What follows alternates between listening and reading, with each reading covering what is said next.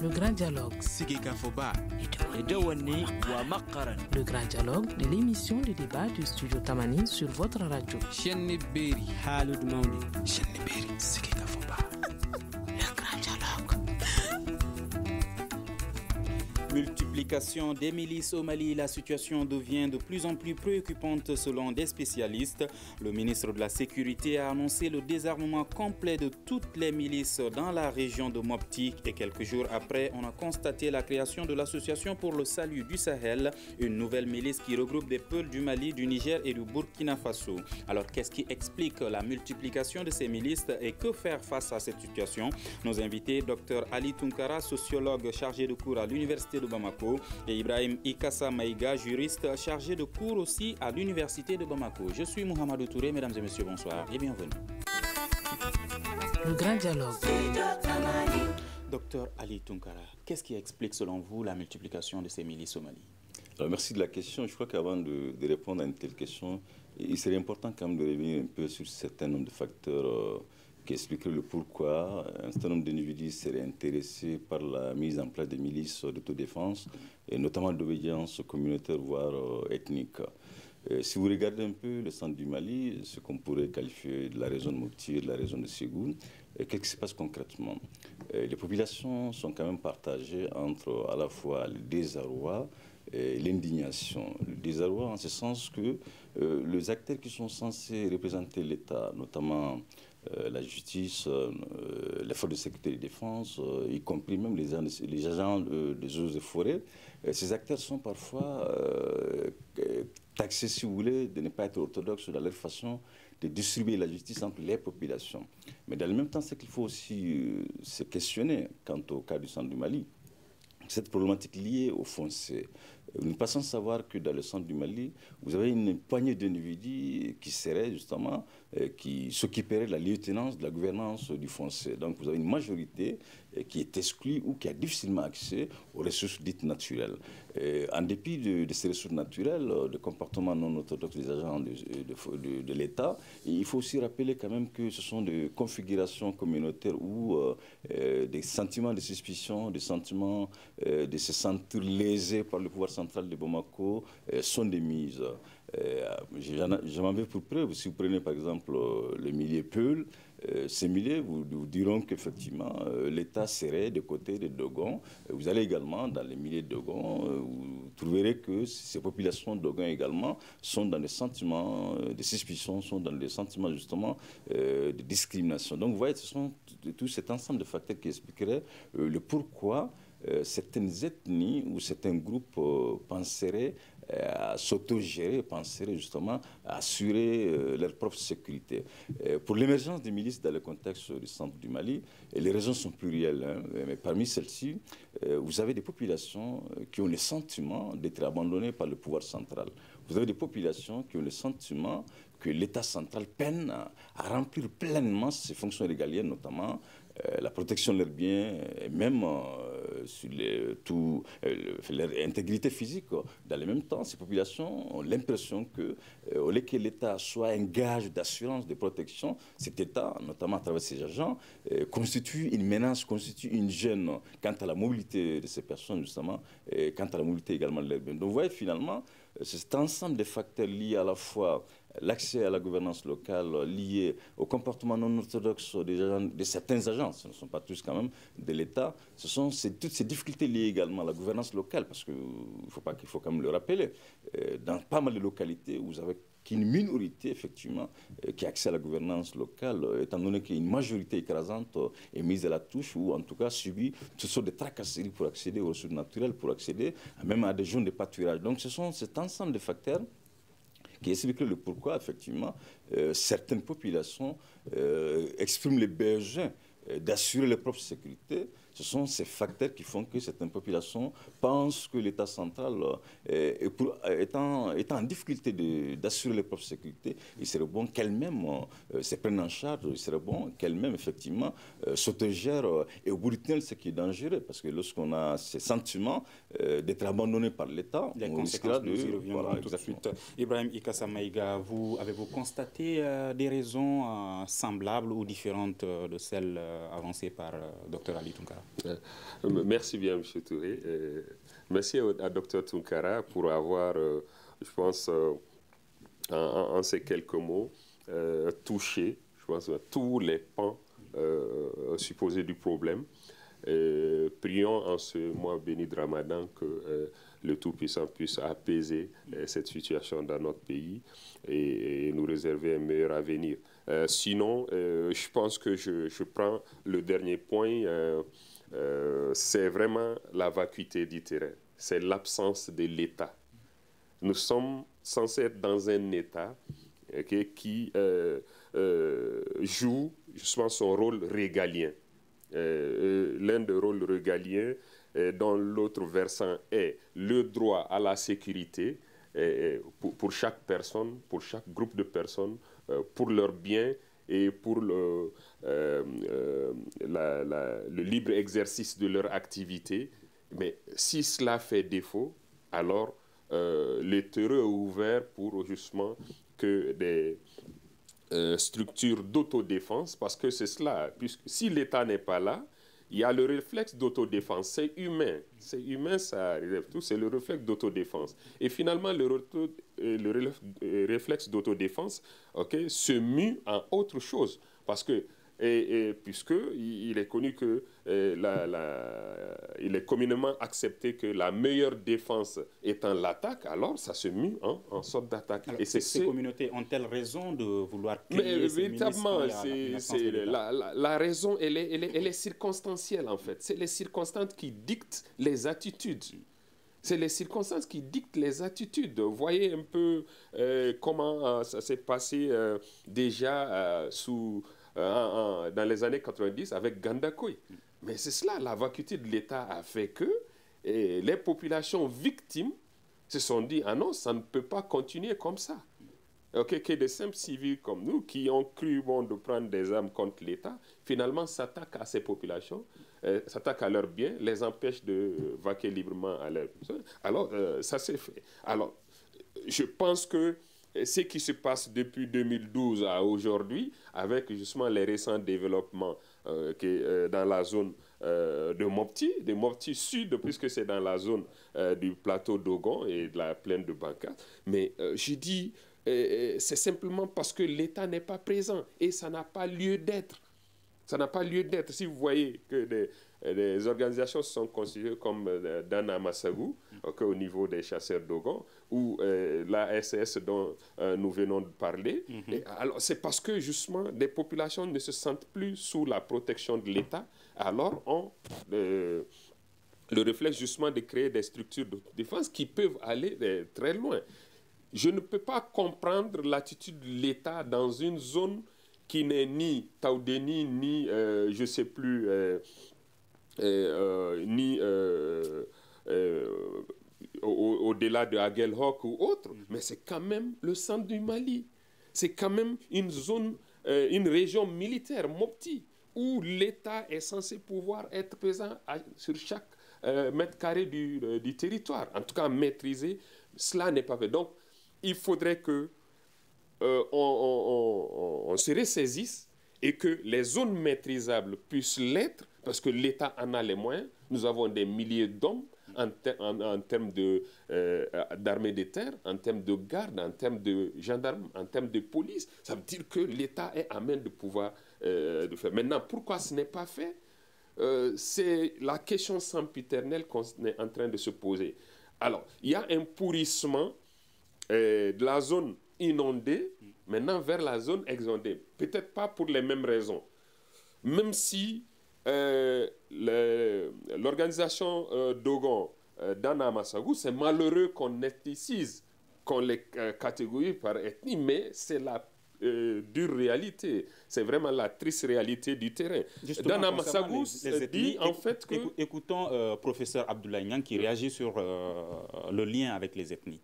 Il faut éliminer toutes les associations qui sont à base ethnique. Il faut l'interdire. Parce que dans le contexte actuel, ça ne peut être que pour développer la haine. Sinon, c'est important que quand on est Djeliton, il n'y a pas de problème. De ce ton, il n'y a pas de problème. Garangue ou la ton, il n'y a pas de problème. Mais Flaoula Djekoulou, de cette manière-là, ou bien Maninga ou la Djekoulou, et dans un environnement asymétrique, c'est pour votre autodéfense. Et quand les autres savent que vous êtes en train de vous préparer pour vous défendre, et aussi, ils vont être aussi à mort de se défendre. Et donc, la moindre des choses, tu allumes le feu. Donc nous ne sommes pas, à Djougoni-Mayan, ne sommes pas d'accord réellement qu'on encourage des associations comme telles. Ils font du bon travail, mais c'est un travail qui peut-être à la somme totale est net négative. Êtes-vous d'accord avec le professeur Niang? Je relativise ce que dit le professeur Niang. Vous voyez, j'ai dit, c'est la vacuité de l'État qui mue ces organisations à autre chose qui n'est pas désirable. Sinon, on ne peut pas... l'homme est culturel. Donc, si l'ethnie se résume souvent... Si la culture se résume à l'ethnie, mais c'est bien séant. Moi, je trouve que ce n'est pas condamnable. Parce que quand vous voyez Peul, mais il y a des Peuls qui sont de culture autre. Il y a des Peuls de culture Songhai aujourd'hui. Est-ce que s'ils créent une association de culture Songhai, c'est condamnable? Moi, je dis non. C'est un mode de vie qui est là et qu'on veut valoriser. Quand vous prenez les Guina Dogon, c'est pour valoriser la culture. Et Dieu sait que la culture Dogon a vendu le Mali en bien des lieux.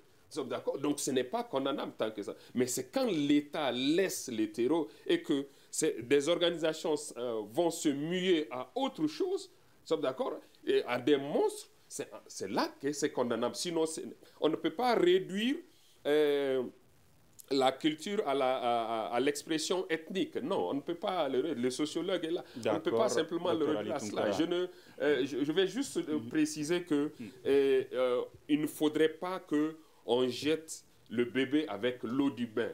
Notre culture au Mali, c'est notre richesse. Nous sommes une société multiculturelle et nous devons d'encourager ça, de développer ça, de maximiser cela pour en profiter à l'interne comme à l'externe, parce que cette culture, Dieu sait, c'est un ciment pour notre vie. Je parle du cousinage et la plaisanterie, mais c'est basé sur la culture. Oui. C'est basé parce qu'on sait que vous êtes peu, l'autre est Kanté, forgeron.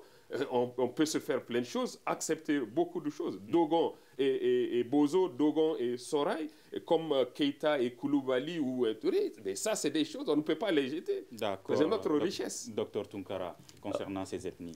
Non, je crois qu'il y a des aspects qui sont importants, qu'il faut le remettre, enfin, il faut les questionner. Le premier aspect, moi je pense que lorsqu'une association ou un groupement a pour référent l'ethnique, naturellement, on se glisse vers l'exclusion, voire la discrimination. À titre d'exemple, quand moi je forme une association dénommée X, tout ce qui ne correspond pas à mes attentes normatives, parce que les associations sont dans des attentes normatives, donc elles vont élaborer des critères. Tous ceux qui ne remplissent pas ces critères sont considérés comme des êtres non normaux, comme des êtres non accomplis, en tout cas, à la limite, comme des êtres différents de nous. Or, quand on tombe dans cette bipolarité, eux et nous, naturellement, nous rendons d'ailleurs la présence même de l'État-nation très difficile. Je fais partie de ceux-là, effectivement, qui pensent que la référence communautaire, la référence à l'ethnique dans un État-nation est tout à fait dangereuse. Pourquoi cette référence elle est dangereuse? Parce qu'elle rend difficile à l'État-nation, justement, de gommer les singularités. Je suis d'accord avec la diversité, je suis d'accord avec la pluralité, mais laquelle pluralité doit justement être gommée par l'institutionnel. Or, prenons le cas des associations d'obédience Peul ou Dogon, ces associations, naturellement, tous ceux qui ne sont pas de ces deux ethnies sont vus ou en tout cas considérés comme différents d'eux. Donc vous voyez à tel point que qui parle de vivre ensemble, parle aussi de cette capacité qu'a l'État à effacer les singularités. Or, dans le cas précis du centre du Mali, les singularités ont une prééminence aujourd'hui sur l'institutionnel, à tel enseigne que toutes les médiations menées par l'État ou par les agents de l'État sont difficilement entendues ou légitimées par le simple fait que les acteurs qui rythment ces différentes associations ont la ferme conviction qu'ils ont une singularité, et c'est laquelle singularité fait d'eux différents justement de ces médiateurs de l'État. Mais un autre aspect important qui est aussi, parce que souvent on questionne l'absence de l'État dans certaines localités qui expliquerait l'émergence de ces milices. Et tout à fait le cas partout. En fait, c'est plutôt la présence de l'État qui est parfois problématique. En ce sens que si vous prenez un peu les zones en conflit dans le cas du Mali, que ce soit au centre ou aux régions dites nord, vous allez vous rendre compte que parfois, ce n'est pas la présence de l'État qui est problématique, l'absence de l'État qui est problématique, mais c'est plutôt sa mal-incarnation, hein, notamment par ces agents. Les populations vous diront que nous préférons les groupes armés avec le référent musulman que ces policiers, que ces gendarmes, que ces juges, que ces magistrats. Vous voyez, donc finalement, ce sont plutôt ces représentants de l'État qui ont même rendu, si vous voulez, qui ont rendu très difficile à l'État central afin que les populations arrivent à s'insérer clairement dans le corps État-nation. Donc je crois que ce n'est pas seulement l'absence de l'État, mais la mauvaise présence de l'État pourrait amener pas mal d'acteurs aussi à carrément délégitimer l'action de l'État. Ce n'est pas pour rien qu'à chaque fois qu'une action violente est posée, les symboles de l'État sont visés par le simple fait qu'on pense que toutes les souffrances dont font l'objet les populations, ces souffrances sont orchestrées, à la limite encouragées par ces policiers, par ces gendarmes, parce qu'ils ne font que racketter ces populations, ils ne font que racketter effectivement ces populations, ils les empêchent justement d'évacuer librement à leurs besoins. Donc finalement, une mauvaise présence de l'État pourrait aussi conduire à une défaillance totale de l'État ou pourrait même amener l'État, si vous voulez, à un retour à la limite quasi impossible dans certaines localités. Dans ce cas, est-ce que selon vous, ces communautés ont raison de créer ces milices? En aucun cas, la protection ne peut être l'apanage justement des citoyens lambda. Moi, j'ai la ferme conviction que la sécurité fait partie des fonctions régaliennes d'un État syrien, en toute franchise. Partout ailleurs où les milices sont créées, qui ont justement joué ce rôle de protection que l'État était censé jouer, et qu'il n'a pas pu le faire, ou il a très mal fait, finalement, ce sont des localités qui se sont transformées en des foyers de tension en permanence. Donc, je crois que la sécurité n'est pas l'apanage des populations. Elles peuvent justement contribuer, en parlant de la sécurité humaine, elles peuvent contribuer justement à aider l'État dans le remplissage de cette fonction de sécurité. Mais ce n'est pas aux populations de se substituer à l'État. Je comprends aisément, effectivement, lorsqu'on sent ou on ressent un sentiment d'insécurité, qu'on pense à des stratégies de repli, qu'on pense à des stratégies susceptibles de nous aider à nous protéger, de nous aider justement à nous mettre à l'abri d'autrui. Donc vous voyez finalement que de façon beaucoup plus approfondie, on comprend la logique de création de ces milices, effectivement. La logique, elle est tout à fait compréhensible. Mais quand on analyse à fond, la création, elle n'est pas légitimée. Par la simple raison que la sécurité, elle n'est pas l'affaire des populations. C'est à l'État central, justement, que ces populations comprennent aussi que les impôts qu'elles s'acquittent sont ces impôts qui doivent assurer leur propre sécurité. Certes, il y a des défaillances qui sont observables, ça et là, au niveau de l'absence ou de la mauvaise présence de l'État. Mais en dépit de ces défaillances, en aucun cas, si elles se substituent à l'État, au bout du tunnel, nous allons assister à, si vous voulez, à un État défaillant, à un État où nous risquerons d'assister à une sorte d'atomisation même des foyers de sécurisation. D'accord. Est-ce qu'il y a des avantages dans la création de ces milices, M. Maïga? On ne peut pas parler d'avantages. Il n'y a aucun avantage à tirer dans cette situation qui se métastase dans notre zone parce que ça conduit justement à la dislocation de notre société, à la dislocation donc, du Mali, par justement le centre. On n'a aucun avantage. Maintenant, la mécanique qui a amené cela, je l'ai dit, les attaques djihadistes contre les populations, d'accord, se sont transposées, de la zone de Massina jusqu'à Yuaru, puisque c'était courant dans ces zones, et ça s'est transposé dans la zone sud, la zone Koro, Bankas, Tomignan, et c'est toute cette bande-là qui a ressenti justement les à-coups de ces attaques. Et finalement, c'était des attaques à moto, on assassine un imam par là, un chef coutumier par là, on attaque des populations.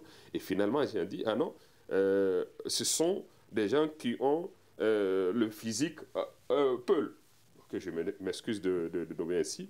Alors finalement, les chasseurs Dogon, qui ont des armes, souvent rudimentaires, mais se sont réarmés et ont commencé à s'attaquer à ce qui ressemblerait, je suis assez. Vous voyez, ça s'atomise, comme le dit Tunkara. Alors, voilà la mécanique. On va leur en vouloir. Oui, bien sûr, il ne faudrait pas. Personne n'a le droit de se faire justice. Mais ça, c'est dans un lieu où il y a la justice, l'État en tant que tel. Mais l'État a abandonné ces zones. Okay? Les préfets, sous-préfets se sont regroupés dans les grandes agglomérations. Les juges autant, sinon à Bamako, ainsi de suite. Nous sommes d'accord? Et finalement, les gens se défendent et il y a une résurgence des problèmes latents, des anciens conflits qui étaient sous administration de l'État, devant l'administration, devant la justice, ainsi de suite, maintenant qui résurgissent. Puisque vous avez tout le pouvoir entre vos mains en tant qu'organisation d'autodéfense, finalement, les gens ont tendance à régler ces problèmes et c'est d'où il y a les affrontements. Et l'autre question qui se pose, c'est comment se procurent-ils des armes? Oh, mais aujourd'hui, les armes, vous savez, hein, nous sommes dans un no man's land où ça circule du nord au sud et du sud au nord. Aujourd'hui, les trafiquants d'armes savent que c'est la foire aux armes aujourd'hui au Mali. Et donc, ils les acheminent. Il y a peut-être eu des cas où la gendarmerie ou la police a pu arraisonner des trafiquants d'armes, mais ça, c'est juste une petite partie qu'ils ont pu. Mais les armes circulent un peu partout et les gens s'en procurent. Alors, si les communautés elles-mêmes se protègent, à quoi sert aujourd'hui l'armée malienne? Mais justement, c'est la grande question. Je pense que c'est par cela que je commençais. J'ai dit, pourquoi nous avons des milliers d'hommes, nous continuons à en recruter par milliers aussi chaque année, et que l'État, le territoire est laissé à lui-même comme ça. C'est ce qui ne s'explique pas, surtout dans la zone de la région de Mopti, la région de Ségou, même la région de Gao aujourd'hui doivent être sous l'emprise totale de l'État malien. De son armée et de ses forces de sécurité. Mais ça ne se sent pas. Il y a des improvisations comme le G5 Sahel qui vient s'ajuster à l'amunissement. Il y a autre chose qui s'organise, mais je dis tout cela est épars. Il n'y a pas une véritable stratégie, il n'y a pas une vision de notre territoire que nous sommes censés connaître de bout en bout, et nous pouvons savoir, en maîtrisant telle zone et telle zone, nous aurons sécurisé telle autre, ainsi de suite. Nous connaissons maintenant pourquoi ce n'est pas fait.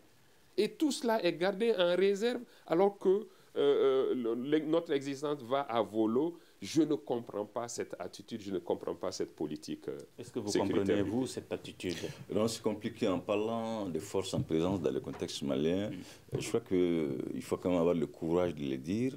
L'armée malienne, à un moment donné de son histoire, a failli succomber. Naturellement, elle a fait recours à des forces étrangères.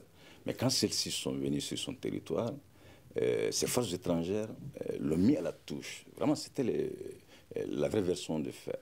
Vous ne pouvez pas comprendre, dans un État en crise, on fait appel à des forces étrangères. Une fois que ces forces viennent chez nous, ce sont elles qui nous disent là où nous devons nous implanter, là où nous devons, à combien d'éléments envoyer, à combien ne pas envoyer. Vous comprendrez aisément que dans cet amoutillage de logique sécuritaire dans le contexte malien, il va de soi que les actions n'aient pas des effets escomptés.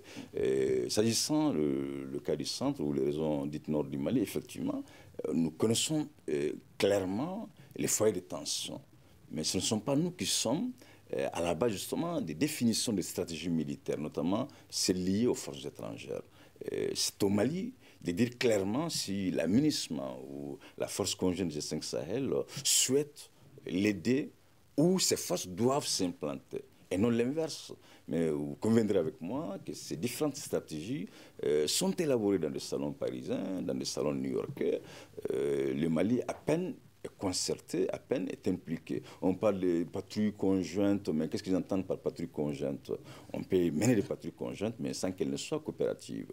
Dans la mesure où la MINUSMA quitte son camp, elle va se garer devant un camp militaire à Gao ou à Mopti, en demandant seulement à 3 militaires maliens de l'accompagner dans la patrouille. Ouais, donc finalement, c'est ce que les gens appellent patrouille mixte. Moi, j'ai entendu, j'ai vu, que ce soit à Mopti ou à Gao, voire à Tombouctou. Donc finalement, nous sommes naturellement dans des difficultés sécuritaires. Mais au-delà de ces difficultés sécuritaires, nous devons être responsables face à notre destin.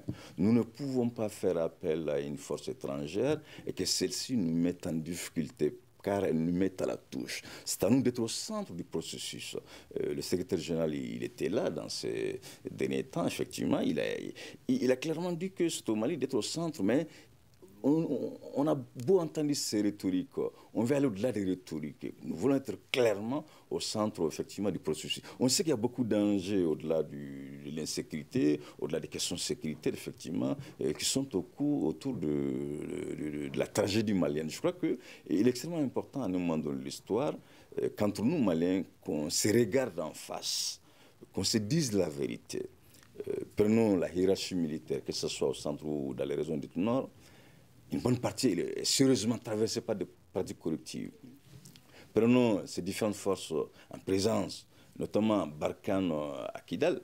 Il y a des problèmes, on n'a pas besoin de passer par une école militaire pour se rendre à l'évident. Dans le contexte malien, les forces en présence constituent un embouteillage, lequel embouteillage risquerait de nous conduire vers des issues tout à fait beaucoup plus tragiques. Ce n'est pas un mauvais sort que je jette, mais c'est une évidence. On ne peut pas gérer une question aussi d'une telle importance avec l'amateurisme. On ne peut pas gérer des sujets aussi importants pour la nation, justement, tout en niant l'évident. Je crois que le déni de l'évident n'aide pas le Mali à s'en sortir de cette si vous voulez, paralysie. C'est vraiment au-delà de la crise, justement. D'accord. Est-ce qu'il y a une différence entre ces milices et les groupes armés, notamment MNLA, Gacha? Il y a fondamentalement une différence avec le MNLA, puisque le MNLA est l'initiateur justement de tout cet imbroglio.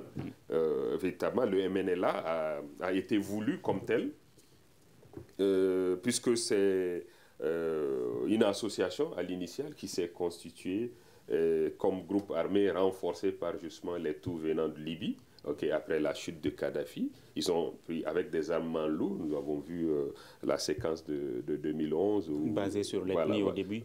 Basée bien sûr sur l'ethnie. C'était essentiellement les Touaregs de la zone de Kidal. Nous sommes d'accord. Ensuite, il y a eu des réflexes d'autodéfense, d'autoprotection, parce que si vous voyez les groupes armés arabes, c'est les groupes armés arabes, il y a la vacuité du terrain, nous exerçons nos activités de commerce ou autres, trafic, donc nous avons des biens, nous protégeons nos biens, nous protégeons nos véhicules de transport. C'est ça, les MAA que vous entendez, c'est réflexe d'autodéfense. Sinon, initialement, ils ne faisaient pas partie de la rébellion et ils font un jeu d'opportunité. Il faut être du côté de l'État, il faut être du côté de l'État. Quand vous prenez ces groupes-là, ils sont autant du côté du MNLA, donc pour former justement la CEMA. Ils sont aussi du côté de la plateforme pour former les groupes censés être du côté républicain. Vous voyez, c'est par opportunisme, juste pour se protéger. Chaque fois, selon les zones, MNLA CEMA est forte dans telle zone, je fais partie et je suis protégé. Plateforme domine dans telle zone, je suis dedans, je suis protégé. Voilà un peu. Maintenant, tout le reste, c'est cela. Ganda Koyi, Ganda Izo, Ganda Lassalizo, c'est de l'autodéfense. Gacha, c'est de l'autodéfense. C'est une partie des Touaregs qui n'a pas voulu s'engager avec MNLA et qui subissait justement les à-coups parce qu'ils étaient observés comme des renégats. Et finalement, ils ont dit, ah non, nous nous protégeons. Nous nous protégeons, mais déjà, c'est la résurgence de ce que l'État malien sous Amadou Toumani Touré avait encouragé. C'était des sortes de milices sous la coupe de l'État. D'accord, il ne faut pas les oublier. Il y en avait et parmi les Touaregs, autour de Gamou, et parmi les Arabes aussi. Et donc, cela, il faut les comprendre. Maintenant, il y a une nouvelle forme c'est les premiers lots à composer dans le cadre de l'accord, de l'élaboration de l'accord pour la paix et la réconciliation. Maintenant, il y a ces nouvelles formations dans la zone du Massina, nous sommes d'accord, et ensuite dans la zone de Koro, dont nous parlons tout de suite. Alors ça, c'est tout autre chose. Est-ce qu'elle ne risque pas également d'adopter la même stratégie? Mais bien sûr, c'est déjà en cours. Il y a un processus de réarmement, parce que si vous entendez ce qui s'est dit de façon, c'est que il y a des grandes mobilisations de fonds qui sont là pour payer les armes les plus sophistiquées. Que Dieu nous en préserve. Je pense que ça va être pire qu'au nord si on en prenant garde. Parce que là, vous voyez, de façon légitime, entre guillemets, par solidarité fraternelle, tout le peuple du Burkina, du Niger, mais d'autres contrées, même s'ils ne viennent pas physiquement, ils financeront. Viendra s'ajouter. Et j'ai dit, ça, c'est de la responsabilité de l'État d'empêcher cela. D'accord. Est-ce qu'on ne risque pas une rébellion dans le centre du pays si rien n'est fait dans ce cas? Oui, la rébellion, elle y est déjà parce que, on l'a dit, l'État est absent dans pas mal de localités depuis 91, 92, enfin 2011, 2012, j'allais dire. Mais effectivement, la rébellion, elle est une évidence aujourd'hui. Qu'attendons-nous par la rébellion déjà? Vous avez quand même des populations qui estiment que désormais elles n'ont plus foi à l'État quant à leur protection. Vous avez des populations qui estiment que leur sécurité ne peut plus être assurée par l'État central. Donc naturellement, sommes-nous au cœur de la rébellion. Aujourd'hui, effectivement, nous sommes à l'étape embryonnaire. On ne parle que des milices, mais au bout du tunnel, ce qui va se passer concrètement, ce sont les revendications territoriales que nous allons entendre dans ce pays. Des revendications à base ethnique, communautaire, lesquelles les revendications, effectivement, sont aussi récupérables par les groupes extrémistes violents avec le référent religieux. Si vous lisez un peu tous les travaux d'Ahmadou Nkoufa et ses lieutenants, effectivement, ce sont ces frustrations sociales, le fait que les populations ont ce sentiment d'être abandonnées par l'État central, le fait que les populations ont le sentiment que l'État central peine à assurer les services sociaux de base, l'éducation, et surtout la justice sociale, parce que c'est là toute la problématique. Je crois que conflit entre Dogon Peul, conflit entre Bozo Peul, Sacher, effectivement, et tout cela réside dans le fait que la justice sociale, elle n'est pas établie. On n'a pas besoin d'être magistrat ou d'être un avocat. Au centre du Mali, on sait pertinemment que la justice elle est rendue à géométrie variable pour que l'État puisse justement récupérer ces territoires qui échappent carrément à tout contrôle. Il faudra qu'il mise sérieusement sur cette justice sociale parce que qu'on soit Peul, qu'on soit Dogon, qu'on soit Bozo, s'il y a un dénominateur commun pour comprendre toutes ces dynamiques conflictuelles, c'est le fait que la justice elle est mal rendue. Même si elle est rendue, elle est très mal appréciée par les populations qui sont les premiers bénéficiaires. Je crois que quel que soit l'arsenal militaire, quelles que soient les formes de coopération militaire que nous allons élaborer ça et là, si les gens ne se sentent pas dans un état où la justice elle est égalitaire et équitable, tous les efforts seront vains. Je crois que s'il y a un préalable d'abord à tout dialogue intracommunautaire, c'est d'abord d'établir la justice sociale entre les gens. Parce que si vous prenez les Peuls, là où il est question aujourd'hui, un nombre important de Peuls pensent qu'aujourd'hui, l'État serait de côté de Dogon. Voilà, ça reste quand même des hypothèses avancées. Donc c'est pour vous dire qu'il y a ce sentiment d'être lésé par l'État central. Si vous prenez également, pas que de Peuls qui vivent au centre du Mali, l'intelligentsia Peul dans les centres urbains, que ce soit à Motiville, à Bamako ou ailleurs, effectivement, a une tendance aussi de légitimer un tel sentiment ou un tel, si vous voulez, climat de suspicion vis-à-vis de l'État central. Donc vous comprendrez aisément que si l'on ne prenne pas à temps le problème au sérieux, naturellement nous allons nous inscrire dans des configurations qui risquent d'être très complexes pour apporter des solutions durables. C'était pareil, vous regardez un peu au Soudan, en Afghanistan, en Irak, partout ailleurs où il y a eu des conflits, effectivement ce sont ces frustrations à partir du terroir qui ont posé plus de problèmes à l'arsenal militaire qu'à une attaque étrangère. Donc je crois qu'il est plus facile pour un État de se défendre face à une armée étrangère qui est de gérer des tensions aussi qui découlent du terroir. D'accord. Écoutons l'État à travers le ministre de la Sécurité qui va réagir sur cette question. La réponse a été donnée à chacune de ces communautés avec des délais pris en plus de l'unité centrale qui sera au niveau de Koro. Une unité à Dungani, une à Dinangourou et une à Djankam. Cela va se faire par la fin d'une semaine. Ces unités auront un rôle précis. D'une part, procéder au désarmement actif, désarmer tout porteur d'armes, assurer des patrouilles dans la zone. La deuxième action que nous avons retenue, c'est la lutte contre l'impunité. Ces choses n'ont pas été décidées pour un discours de faire plaisir. Le ministre de la Justice est venu accompagné du procureur général qui s'occupe des 5 régions à partir de Mopti et du procureur de la République qui s'occupe de la région de Mopti. Il s'agit plutôt du ministre de la Solidarité et de l'Action humanitaire, Amadoune Konaté. Est-ce que cette déclaration vous rassure, M. Maïga? Je pense que ce n'est pas une première déjà. Vous savez, nous sommes encore dans le discours, alors que il aurait fallu aller directement à l'essentiel. Je ne sais pas, l'État est dans son rôle. Il y a des lois en matière de port d'armes et tout le tralala. Okay, quand on sent la violation, on va sur le terrain avec les moyens de l'État. Okay, l'État est dans son rôle. On désarme tous ceux qui n'ont pas. Déjà, peut-être que la situation s'est pourrie. On fait un communiqué, ok, tous ceux qui ont des armes. Et déjà qu'on quadrille la zone pour empêcher qu'on ne sorte avec ces armes-là. On quadrille la zone, on est présent et on désarme systématiquement. D'accord. Ceux qui l'ont fait volontairement, qui amènent volontairement les armes, oui. Ceux qui les cachent aussi, on les recherche. Voilà. Mais on ne peut pas s'asseoir dans un coin et dire, ok, oui, l'État va désarmer, puisqu'on a déjà, il y a 2 mois, j'ai entendu le même son de cloche. Ok, rien n'y fit, ça s'est empiré. Nous sommes d'accord. Et aujourd'hui, j'ai dit, il y a un financement systématique qui est fait de part et d'autre pour pouvoir renforcer ces arsenals-là. Ok. Et j'ai dit, il faudrait que l'État agisse.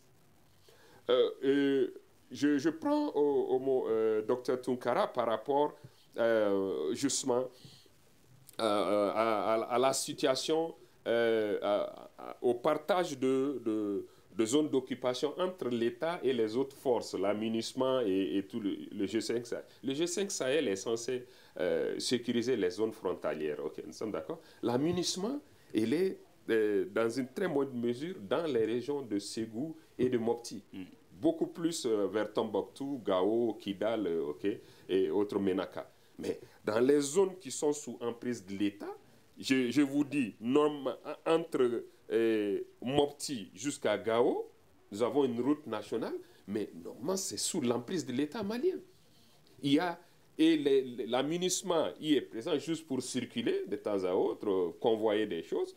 Mais c'est les petits bandits qui font la loi dans cette zone. Il n'est pas acceptable que nous ayons des militaires, des gardes et autres gendarmes. L'État est-il conscient de... Non, l'État est conscient. On a fait, à peu près, ça fait plus de 2 ans. On a dit c'est possible de sécuriser, c'est possible de convoyer au moins les cars civils et autres véhicules de transport de marchandises de consommation. Mais non, ce n'est pas fait. Ce n'est pas fait. Pourtant, le président de la République a annoncé qu'il est satisfait de son bilan. Oh, bon, vous voyez bien et quel ressenti les populations. Nous sommes sentis véritablement insultés. À la limite, c'est un peu trop dit venant des propos du président, mais moi, je préfère s'il avait dit oui, les difficultés sont énormes, ainsi de suite, beaucoup reste à faire, ainsi de suite, mais pas satisfait. La mission est loin d'être accomplie, comme je le prends au mot, la mission est loin d'être accomplie. Allez demander aux Maliens, le monde, non, ce n'est pas du tout. Nous attendions à nous sécuriser. Moi, en 2013-2014, j'ai fait au moins 2 allers-retours avec mon propre véhicule jusque dans mon village, à Bourem. Mal m'en prendra aujourd'hui de le faire.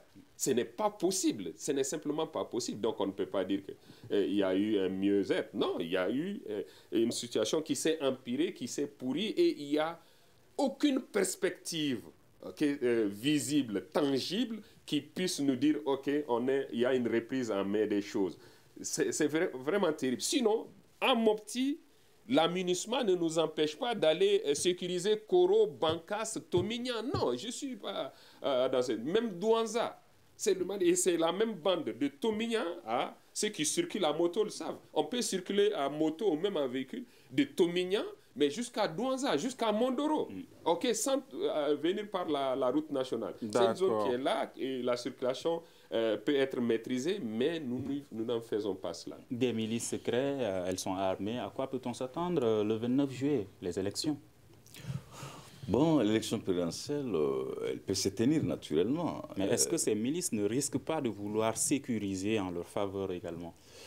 Je crois que l'hypothèse n'est pas écartée, même si elle est difficilement soutenable. Mais je crois que le ministre, dans sa rhétorique, il a fait allusion à un mot qui me paraît important, qui est l'impunité. S'il y a lié de parler de l'impunité, il faut d'abord commencer à Bamako, ici. Qui sont ces acteurs qui ont recruté des jeunes hommes et femmes dans les différentes forces de sécurité, lesquels jeunes n'ont aucun amour déjà de ce métier.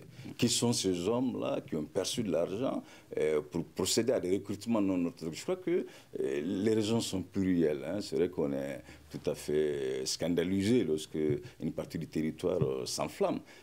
Mais s'agissant du cas des milices quant à l'élection présidentielle, je crois que au regard du contexte sécuritaire, il n'est pas quand même soutenable que dans un État sérieux, en dépit de toutes ces forces étrangères, qu'il y ait des milices d'obédience ethnique ou d'obédience ethnique puissent prendre part à la sécurisation du processus électoral. C'est même une honte nationale, moi je trouve, parce que ces milices finiront au bout du tunnel par se substituer à l'État, et ce qui va rendre d'ailleurs son retour quasi impossible dans certaines localités. Je crois qu'une telle hypothèse, elle n'est pas à soutenir, mais elle n'est pas soutenable dans la mesure où l'État aussi, qu'il faut que l'État, Maïga l'a dit, il faut qu'il arrive à s'assumer. C'est extrêmement important, parce qu'on ne va pas quand même rester dire que non, les milices ne doivent pas agir de la sorte.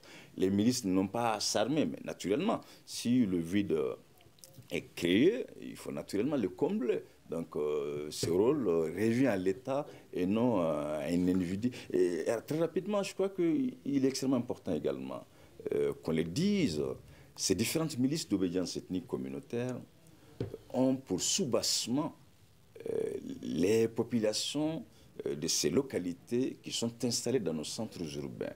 Il serait extrêmement important que l'intelligence militaire, si vous voulez, administration judiciaire, que l'intelligence Dogon militaire, administration judiciaire, disent la vérité à leur population. Ça, c'est extrêmement important parce que j'ai la ferme conviction que les Peuls, les Dogons comptent plus sur leurs parents magistrats, sur leurs parents officiers de force de sécurité et de défense que sur l'État central. Je crois que c'est aussi le rôle de ces populations qui sont dans les centres urbains, étant originaires de ces localités. Une minute pour chaque invité. Poursuivez. Que doit-on faire maintenant? Alors, très rapidement, je crois qu'il faut commencer par rétablir ou établir la justice sociale. Parce que moi, je crois que, quels que soient les efforts, si les populations ne se sentent pas, justement, dans un état égalitaire et équitable, quelles que soient les philosophies que nous allons entreprendre, celles-ci n'auront pas du tout obtenu les effets escomptés. À vous, la solution. Moi pour finir, je dis l'État doit regagner le terrain, doit occuper le terrain. L'État doit gagner la confiance des populations.